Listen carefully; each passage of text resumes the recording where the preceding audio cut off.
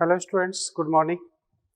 अब हम लोग स्टडी कर रहे हैं वैस्कुलर टिश्यू सिस्टम। ठीक है, हम लोगों ने स्टडी कर लिया है epidermal tissue system plus ground tissue system means भरण ऊतक तंत्र।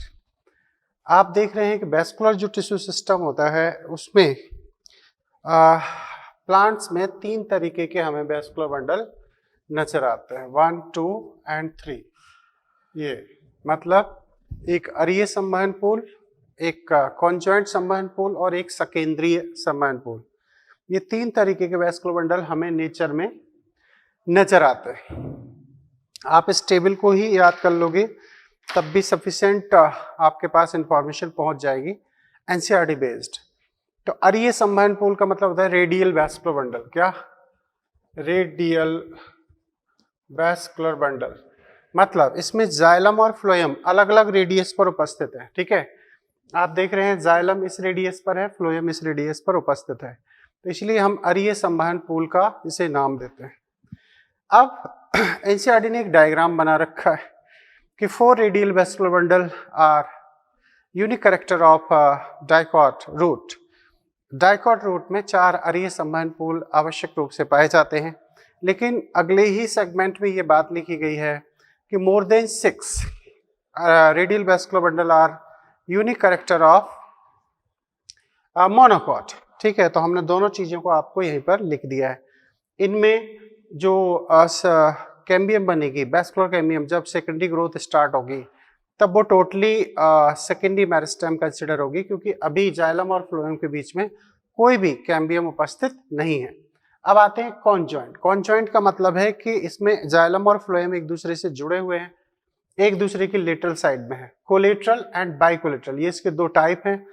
कोलेटरल पर एनसीईआरटी ने खास तौर से फोकस किया है। यहां पर देखें तो close vascular bundle and open vascular bundle, इनकी विथ डायग्राम एक्सप्लेनेशन है। क्लोज का मतलब होता है कि इसमें कैम्बियम उपस्थित नहीं होगी, यानी कि एब्सेंट है।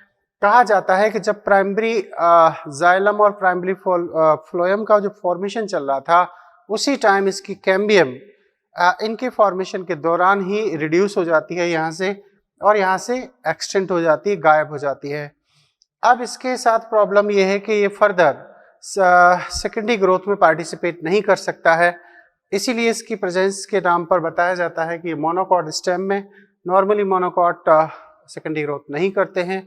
इनमें क्लोज वैस्कुलर बंडल होते हैं, और लीफ में भी क्लोज वैस्कुलर बंडल पाए जाते हैं।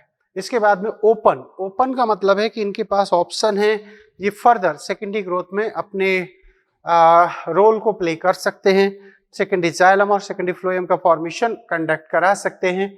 तो ओपन वैस्कुलर बंडल कैम्बियम उपस्थित है, इसमें कैम्बियम अनुपस्थित है। ये बेसिक डिफरेंस है इनके अंदर।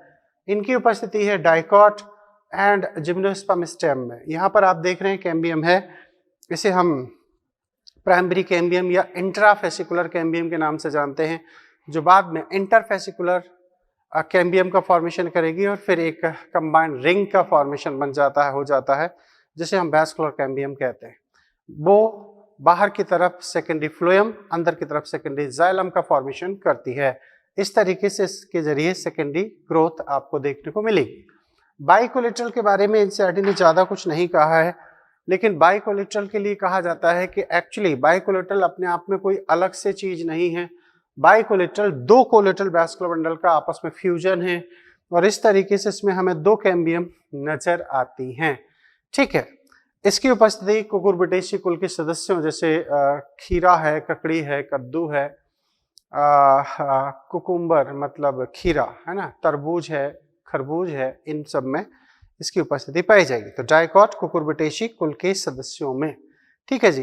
ये अब आते हैं एक सकेंद्रीय वैस्कुलर बंडल। सकेंद्रीय वैस्कुलर बंडल का मतलब है कि कंसेंट्रिक। इस शब्द का ही मतलब होता है कि एक वैस्कुलर बंडल का जो कंटेंट है या कंपोनेंट है वो सेंटर में अरेंज्ड है और दूसरा इसके पेरिफेरल पार्ट में अरेंज्ड है।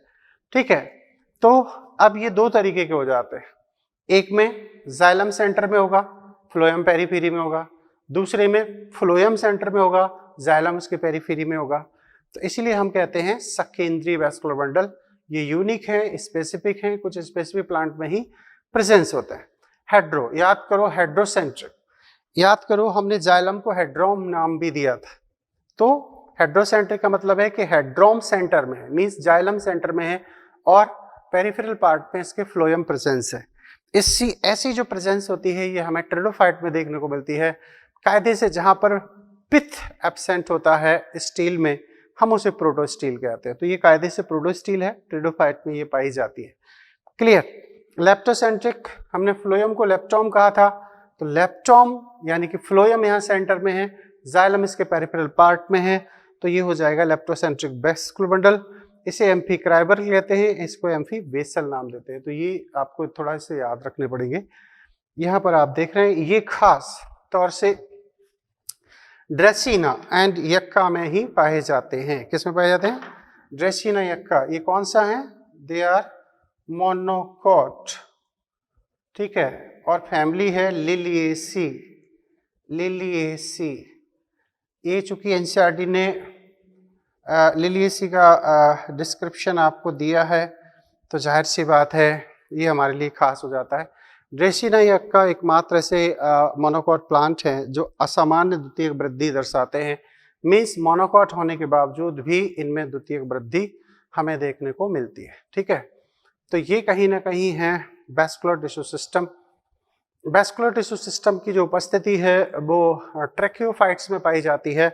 ट्रैकियोफाइट का मतलब है कि जिनमें आपको वैस्कुलर टिश्यू नजर आते हैं, जैसे ट्रेडोफाइट है, जिम्नोस्पर्म है, एंजियोस्पर्म है, इनमें आपको वैस्कुलर टिश्यू देखने को मिलते हैं, ठीक है। तो ट्रैकियोफाइट्स में पाए जाते हैं। इनका फॉर्मेशन कौन करेगा? प्रोकैम्बियम मेरिस्टेम करेगी, ठीक है। और ये डिफरेंट टाइप के हमने आपको एक्सप्लेन कर दिए, ठीक है। तो ये फॉर्मेशन आपके लिए सफिशिएंट है, एनसीईआरटी बेस्ड है और सारे क्वेश्चन आपको इस डायग्राम से मिल जाते हैं। क्लियर? ये चीज है। अब हम यहाँ से आगे बढ़ेंगे क्योंकि हमने टिश्यू सिस्टम को भी स्टडी कर लिया है। अब नेक्स्ट जो सेगमेंट होगा वो हमारे हैं डिफरेंसेस। अब हम आपको डिफरेंसेस लेकर आते हैं। ये सारे टिश्यू सिस्टम एक ही जगह आपको देखने की रिक्वायरमेंट है। तो difference between stem, root and leaves of monocot and dicot, फिर हम सेकेंडरी ग्रोथ पर चर्चा करेंगे। क्लियर? ये चीज। तो नेक्स्ट आपके पास डायग्राम होगा सामने, वो हम डाइकॉट और मोनोकॉट के स्टेम में डिफरेंसेस को स्टडी करना चाहेंगे। इस डायग्राम को आप डेफिनेटली जरूर बनाएं अपनी नोटबुक में।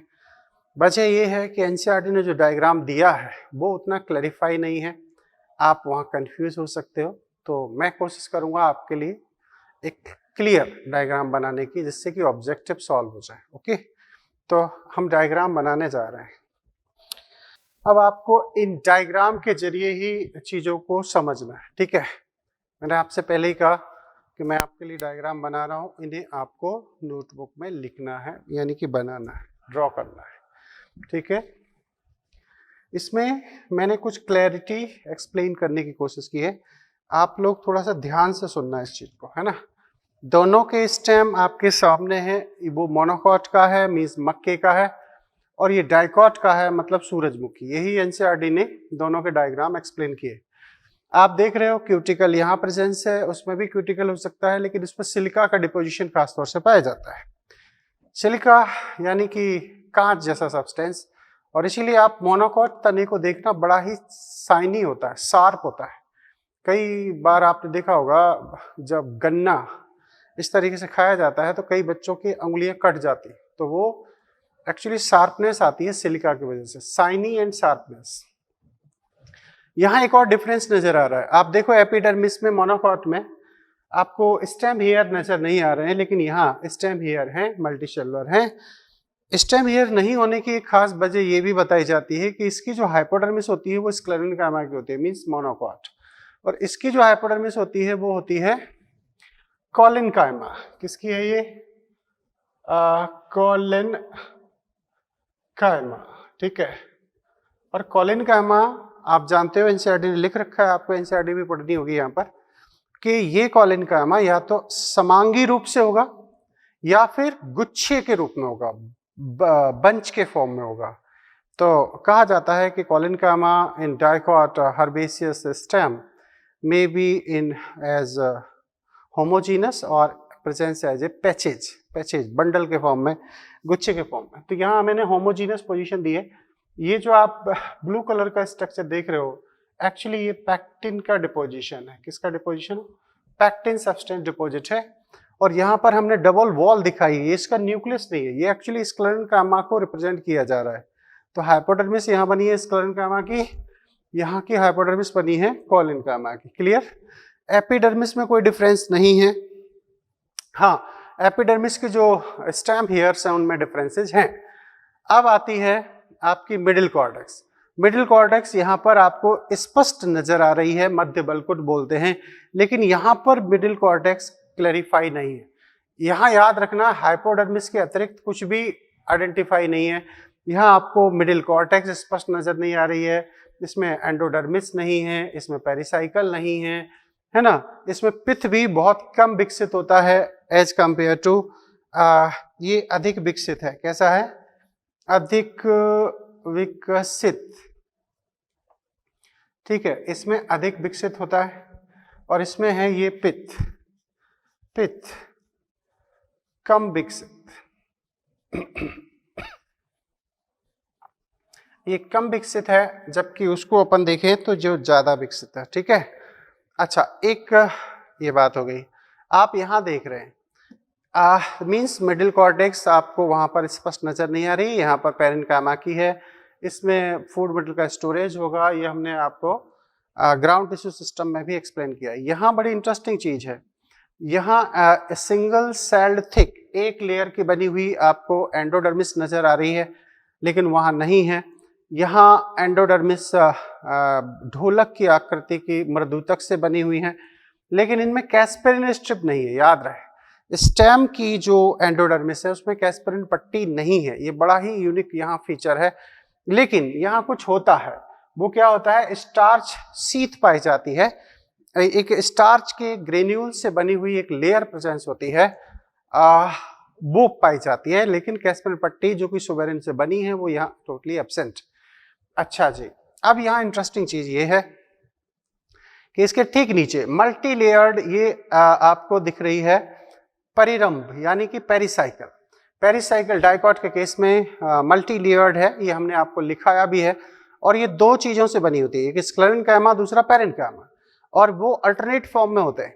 इंटरेस्टिंग चीज आप देखिए, बहुत ही इंपॉर्टेंट फैक्ट यहाँ नजर आएगा आपको कि यहाँ आप ध्यान से देखें तो ये अर्धचंद्राकार लोकेशन नजर आ रही है। ठीक है, ये कहा जाता है सेमी ल्यूनर, अंग्रेजी में शब्द यूज हुआ है semi lunar cap like structure of sclerenchyma presence just above surface of vascular bundle. Vascular bundle के ठीक ऊपर एक कैप नुमा संरचना होती है, अर्धचंद्राकार रूप में होती है, और ये स्क्लेरेन्काइमा की है। ये है पेरिसाइकल का पार्ट, लेकिन यहाँ स्क्लेरेन्काइमा कैप नुमा संरचना में होता है। और उसके बीच में देखो, ये कैप हो गया, ये कैप हो गया, इस वैस्कुलर बंडल के ऊपर होगा, लेकिन बीच में पेरेन्काइमा के सेल्स प्रेजेंस होंगे। तो पेरेन्काइमा स्क्लेरेन्काइमा मिलकर मल्टीलेयर्ड यहाँ पेरिसाइकल बनाता है। यहाँ आपको पेरिसाइकल नहीं दिख रहा, लेकिन आप इस इंटरेस्टिंग चीज देखिए, स्क्लेरेन्काइमा से बनी हुई पूरी के पूरे वैस्कुलर बंडल के ऊपर एक लेयर पाई जाती है, जिसे हम बंडल सीथ के नाम से जानते हैं। वैस्कुलर बंडल पर यहाँ स्क्लेरेन्काइमा की चारों तरफ कवरिंग है, और डाइकॉट के केस में सिर्फ कैप नुमा संरचना है जो पेरिसाइकल से बनी हुई है। ठीक है, ये यहाँ बेसिक डिफरेंस है, बहुत ही इंपॉर्टेंट। इसमें आपको मेडुलरी रेज मिल जाएंगे ऐसे रेडियली अरेंज, पृष्ठ से लेकर कॉर्टेक्स तक, पृष्ठ से कॉर्टेक्स तक, और ये रेडियल कंडक्शन करते हैं वाटर मिनरल्स और फूड का। लेकिन इनमें आपको कोई भी चीजें नजर नहीं आती। नहीं नजर आने की वजह क्या है? वजह ये है कि इनके वैस्कुलर बंडल पूरे के पूरे स्टेम में बिखरे रहते हैं, और नीड अकॉर्डिंग रिक्वायरमेंट ये अप्रोप्रिएट सुटेबल अमाउंट में सप्लाई प्रोवाइड करते हैं। ठीक है, ये चीज हो गई। अच्छा जी, अब आते हैं कि ये हो गई। अब आते हैं वैस्कुलर बंडल पर। इनके वैस्कुलर बंडल रिंग में व्यवस्थित है ना। और वैस्कुलर बंडल कैसे होंगे? वैस्कुलर बंडल आर कैसे? कॉन्जॉइंट। कैसे हैं? कॉन्जॉइंट। कैसे हैं? कोलेट्रल। ठीक है, कोलेट्रल। कैसे हैं? ओपन। क्यों है भाई? क्योंकि इनमें कैम्बियम उपस्थित है। ठीक है, अच्छा, एंडार्क भी है। एंडार्क क्यों है? क्योंकि प्रोटोजाइलम पित्त की ओर है, मेटाजाइलम बाहर की ओर है, तो एंडार्क है, ठीक है, एंडार्क लोकेशन है। इसमें वैस्कुलर बंडल की कहानी क्या है? वैस्कुलर बंडल ये तो कैसे होंगे? कॉन्जॉइंट होंगे, ठीक है, और कैसे होंगे? कोलेटरल होंगे, और कैसे होंगे? एंडार्क होंगे, है ना, और कैसे होंगे? क्लोज होंगे। क्यों क्लोज होंगे? क्योंकि इनमें वैस्कुलर कैम्बियम प्रेजेंस नहीं है। तो ये चीज हो गई। अब इसमें एक और खास बात आपको दिखाई दे रही है, वाटर कैविटी। ये प्रोटोजाइलम रीजन में पाई जाती है। जल गुहा कहते हैं इसको हिंदी में, जल गुहा, और ये होती है लाइसोसाइजोजिनस फॉर्म में। हमने आपको जब सेल वॉल पढ़ते हैं तब इसे पढ़ाया जाता है, जल गुहा बोलते हैं वाटर कैविटी। इसमें खास तौर से प्रोटोजाइलम रीजन में पाई जाती है, ठीक है, एंडार्क कंडीशन है। पित्त के लिए हम आपको बोल चुके हैं कि पित्त की लोकेशन पोजीशन किस टाइप की है, क्लियर। तो ये चीज है, आप इसे बढ़िया से पॉज करके इसे बनाएं, ओके, और बनाएं आप, क्योंकि एनसीईआरटी में आप डायग्राम देखोगे तो सब कुछ आप मिक्स कर दोगे, है ना। और डायग्राम जब भी बनाओ तो आप एक से ज़्यादा कलर जरूर यूज करना, क्योंकि तभी आप टिश्यू को डिफरेंशिएट कर सकते हो, अदरवाइज सब कुछ मिक्स हो जाएगा, क्लियर, आपको समझ में कुछ भी नहीं आएगा। ओके, आगे हम लोग रूट, लीफ और फिर सेकेंडरी ग्रोथ में एंटर हो जाएंगे। Okay, thank you.